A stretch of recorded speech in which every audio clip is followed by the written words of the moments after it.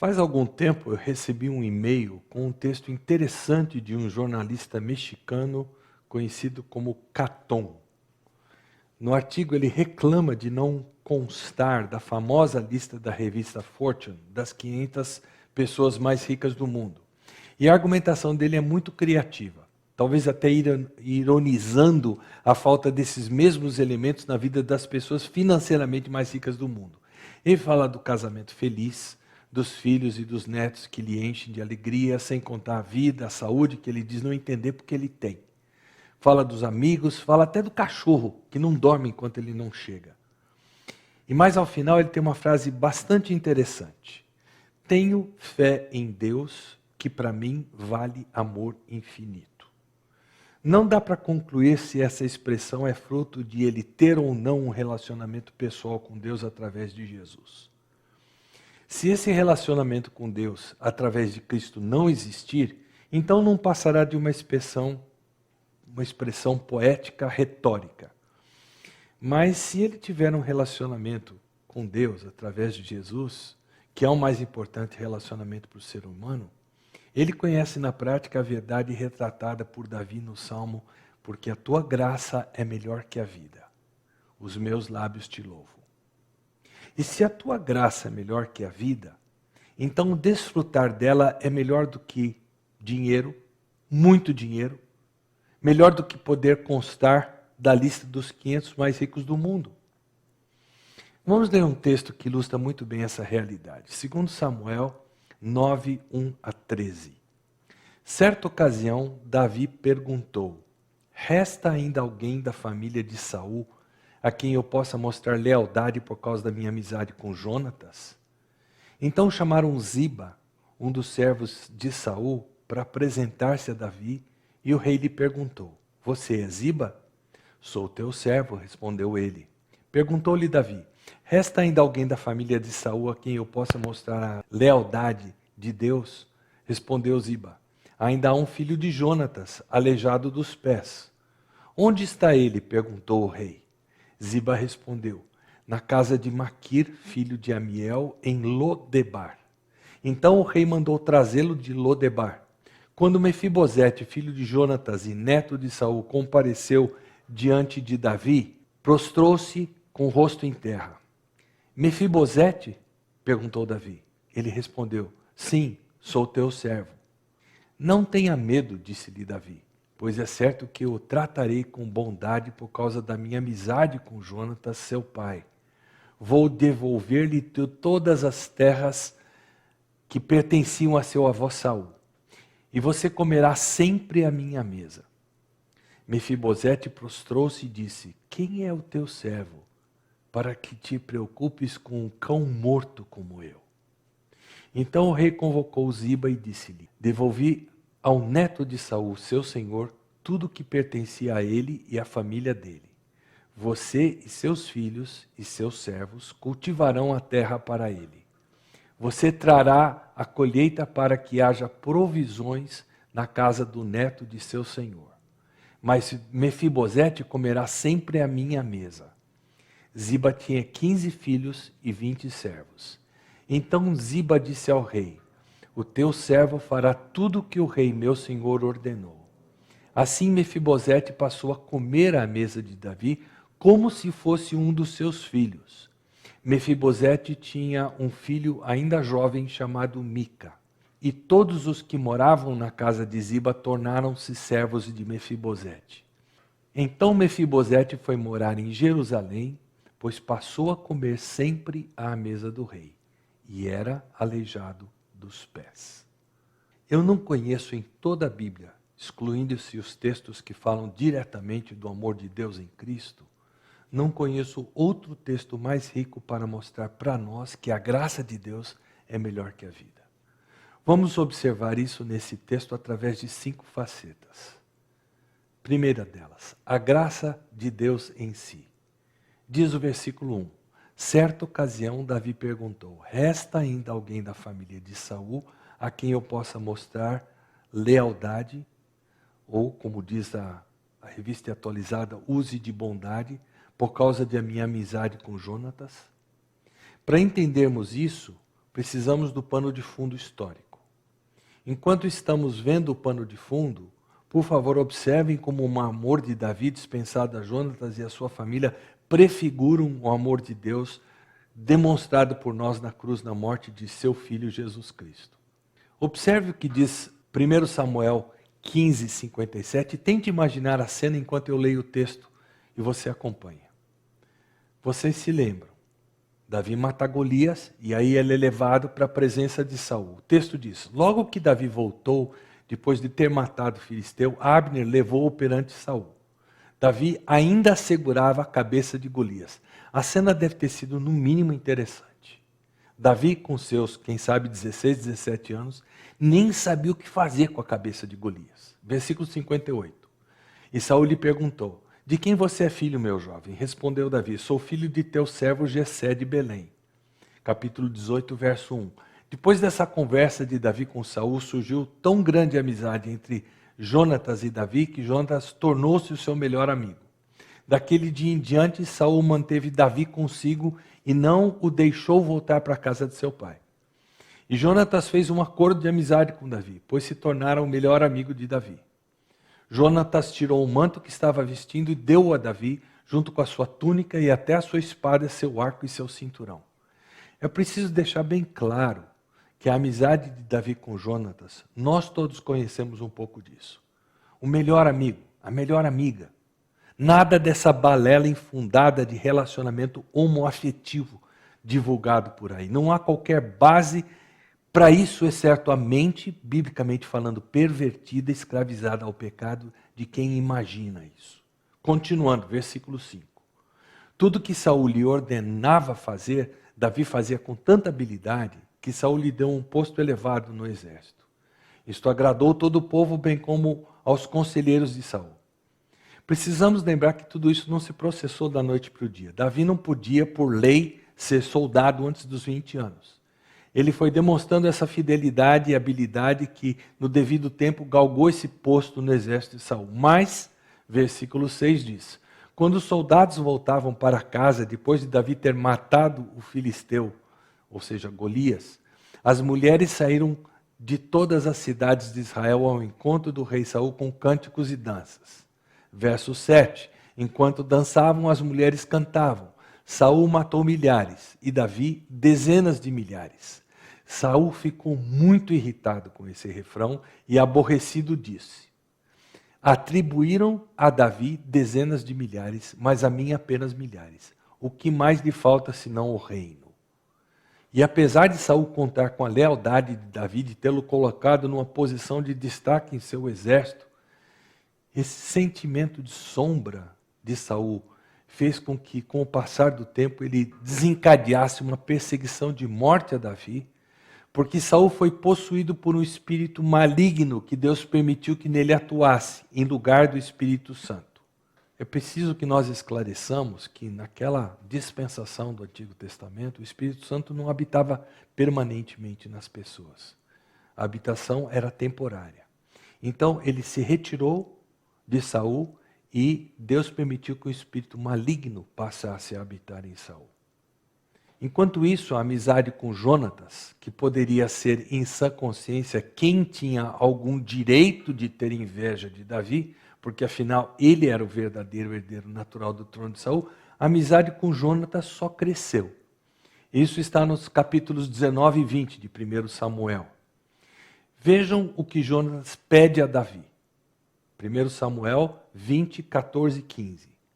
Já consciente de que Davi havia sido ungido para se tornar o próximo rei de Israel. Se eu continuar vivo, mostre a lealdade do Senhor a mim. Mas se eu morrer, jamais deixe de mostrar a sua lealdade para com a minha família, inclusive quando o Senhor eliminar da face da terra todos os inimigos de Davi. Davi diz sim a esse pedido nos versículos 16 e 17, quando eles fazem nova aliança de amizade e reafirmam a lealdade um ao outro. É isso que acontece aqui. 1 Samuel 24. Saul persegue Davi, mas é Davi que fica diante da possibilidade de matar Saul, mas não o faz por temor do Senhor Deus. Quando Saul se dá conta, veja o que ele diz no versículo 17. Você é mais justo do que eu, disse ele a Davi. Você me tratou bem, mas eu o tratei mal. Você acabou de mostrar o bem que me tem feito.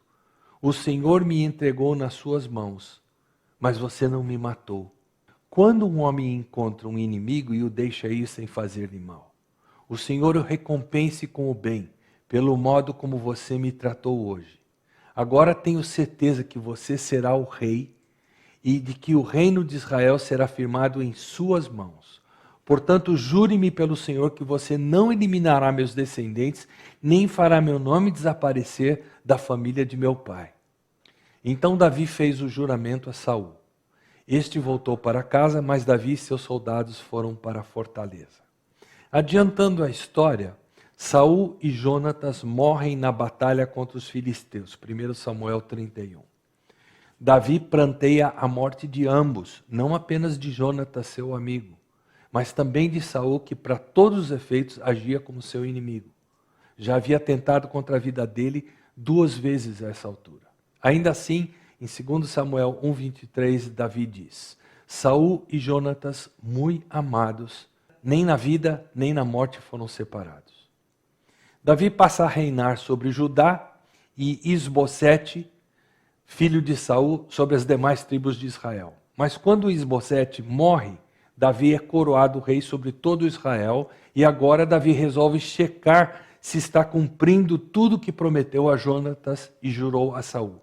É interessante nós atentarmos para as palavras do versículo 1 do nosso texto. Resta ainda alguém da família de Saul a quem eu possa mostrar lealdade por causa da minha amizade com Jonatas? Reparem o que é a graça de Deus tipificada na vida de Davi. Um misto de bondade e lealdade. Por isso, ao traduzir, a NVI usa lealdade, mas a revista atualizada usa bondade. Ao seguirmos no texto, o conceito da graça irá por si só tomando forma. Segunda faceta da demonstração de que a graça de Deus é melhor que a vida. A condição para o atuar da graça. Versículos 2 e 3.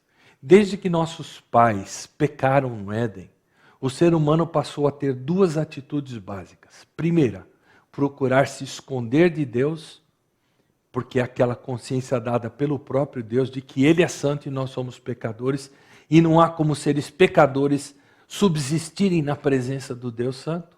E segunda, a atitude básica é que, mesmo não gostando de admitir, tentar fazer algo para, por mérito próprio, chegar à presença de Deus. Algo que lhe traga mérito e lhe torne o nome célebre, famoso. E o primeiro exemplo disso, clássico disso, é a Torre de Babel em Gênesis 11.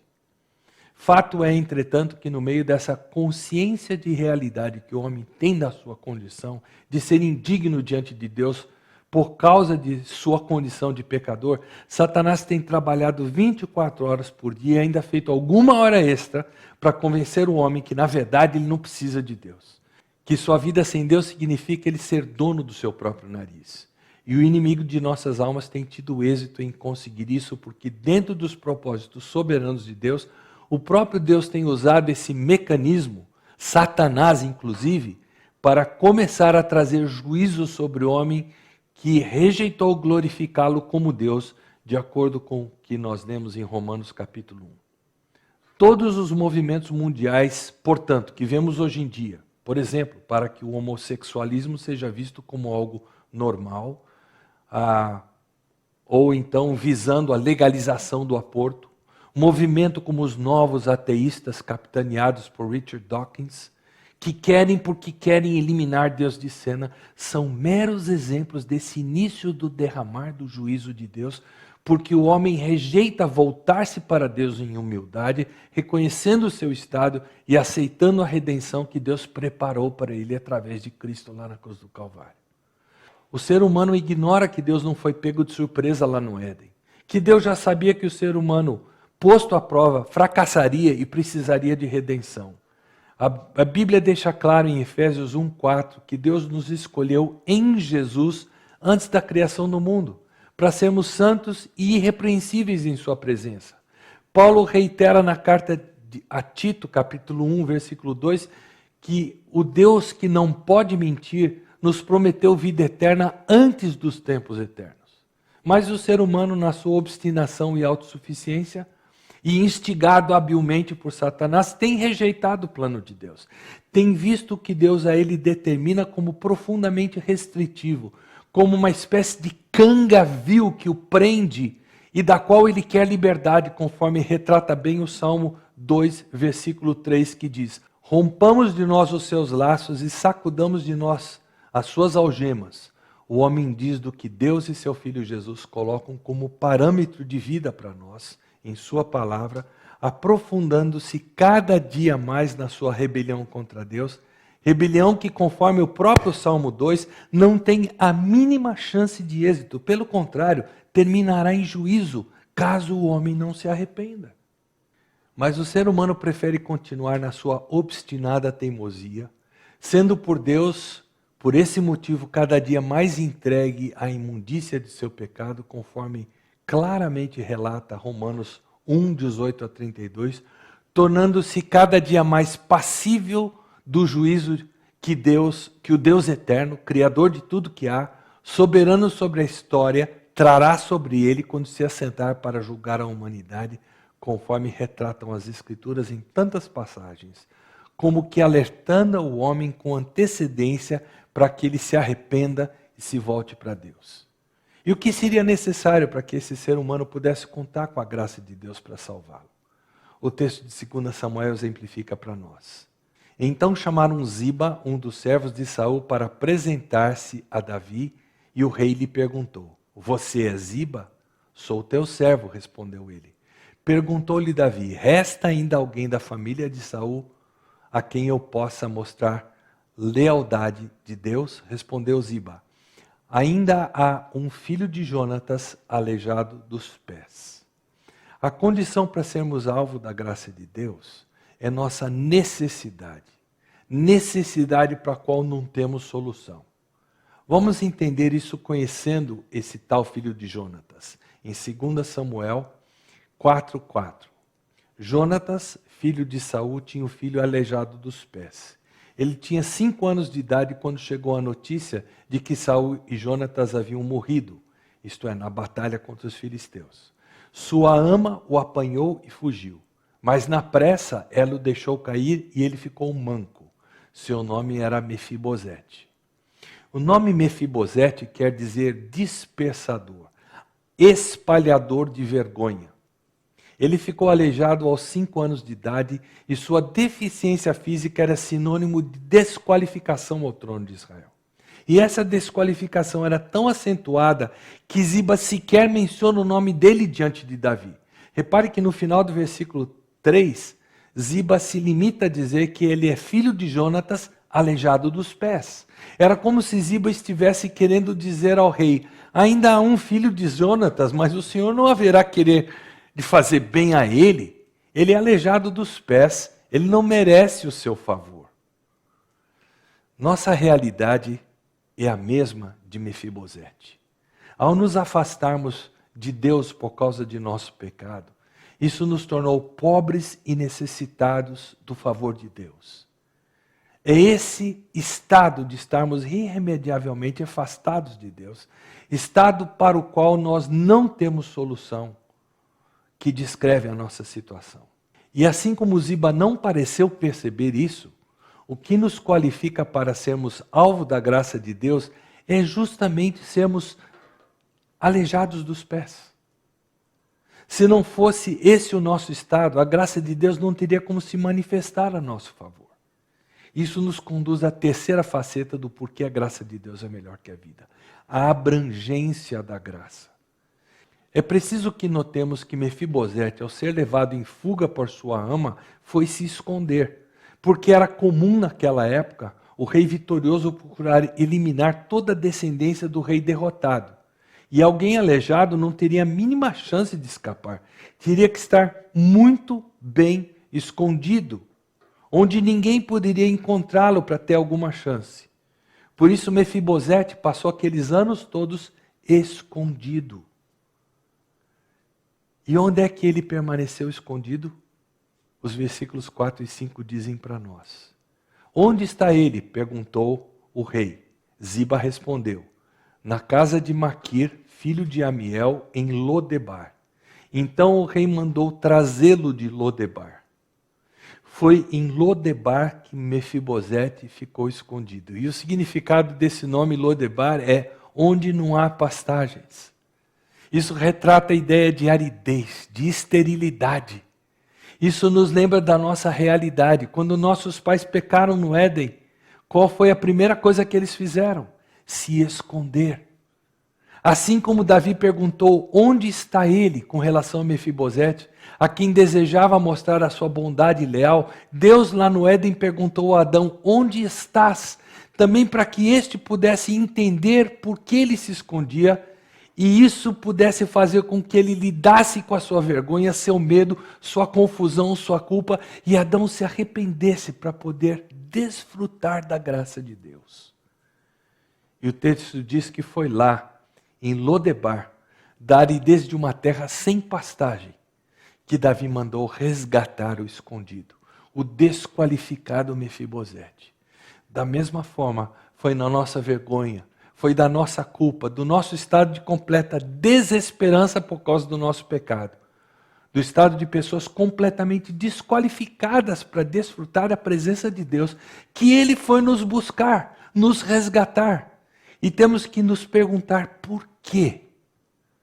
Quarta faceta do porquê a graça de Deus é melhor que a vida. O propósito da graça. O texto nos diz nos versículos 6 a 8. Quando Mefibosete, filho de Jonatas e neto de Saul, compareceu diante de Davi, prostrou-se rosto em terra. Mefibosete? Perguntou Davi. Ele respondeu, sim, sou teu servo. Não tenha medo, disse-lhe Davi, pois é certo que eu tratarei com bondade por causa da minha amizade com Jonatas, seu pai. Eu vou devolver-lhe todas as terras que pertenciam a seu avô Saul, e você comerá sempre à minha mesa. Mefibosete prostrou-se e disse, quem é o teu servo para que te preocupes com um cão morto como eu? Reparem no texto. Quando Mefibosete compareceu diante de Davi, agora já adulto, consciente de sua desqualificação ao trono por causa da sua deficiência física, consciente de que era descendente de Saul, homem que havia tentado contra a vida de Davi várias vezes, qual poderia ser o sentimento dele? Medo, muito medo. E o que Davi diz a ele? Não tenha medo. Atente para o texto e repare que mesmo depois de todas as promessas de Davi, Mefibosete ainda resiste, ainda expressa seu não merecimento, como se isso fosse o que o desqualificasse para a bondade leal que Davi desejava mostrar. Quem é o teu servo para que te preocupes com um cão morto como eu? Isso nos faz lembrar da atitude habitual do ser humano ao querer se aproximar de Deus. Nós temos a consciência da nossa falta de méritos diante de Deus.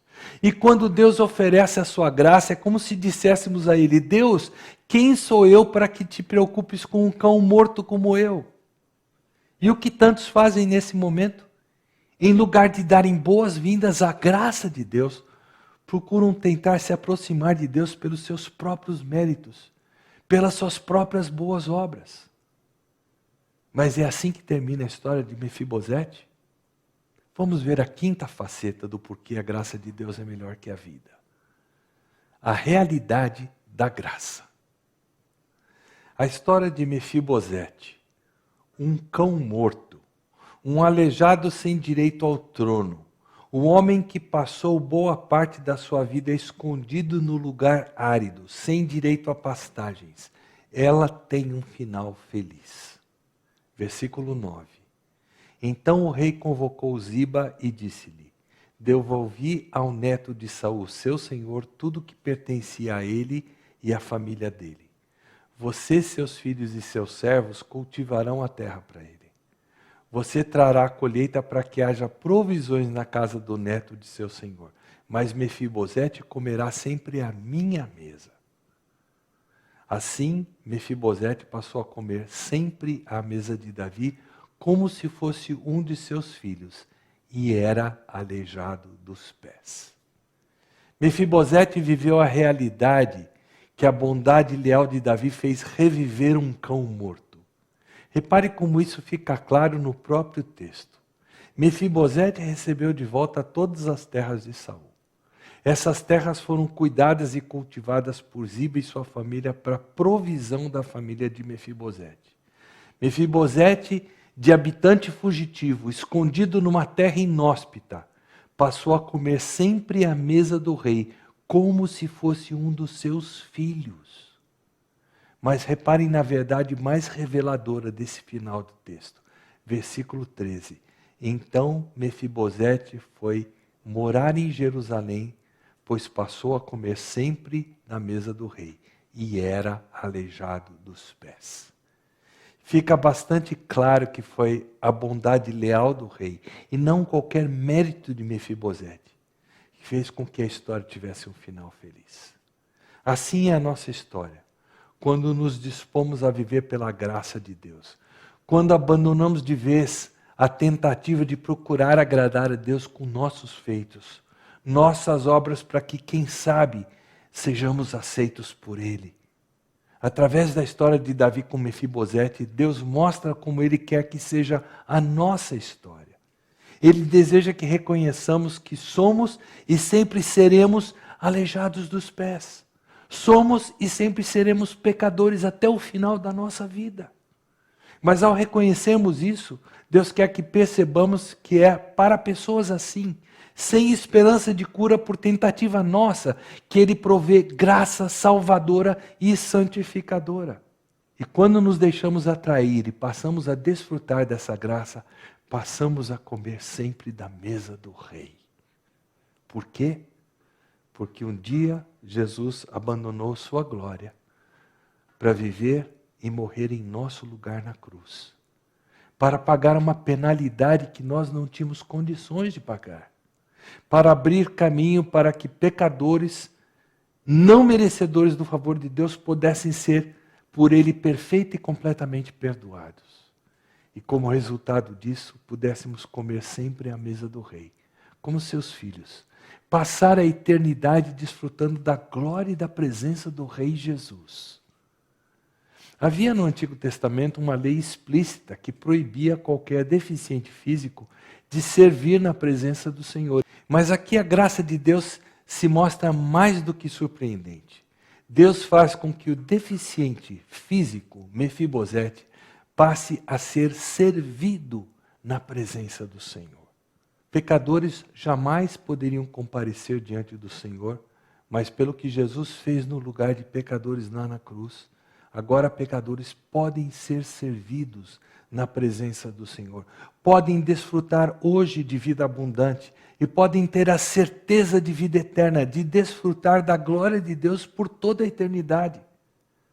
Basta para isso que reconheçam seu estado de pecadores e creiam no presente de vida eterna a eles dado por Deus por meio da morte de Jesus na cruz.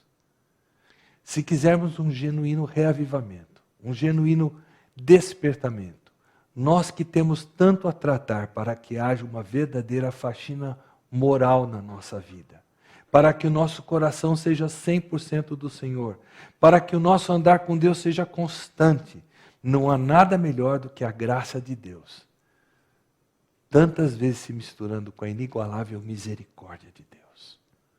É por isso que Davi tem razão ao dizer, e nós fazemos eco com ele, porque a tua graça é melhor que a vida, os meus lábios te louvam. Amém?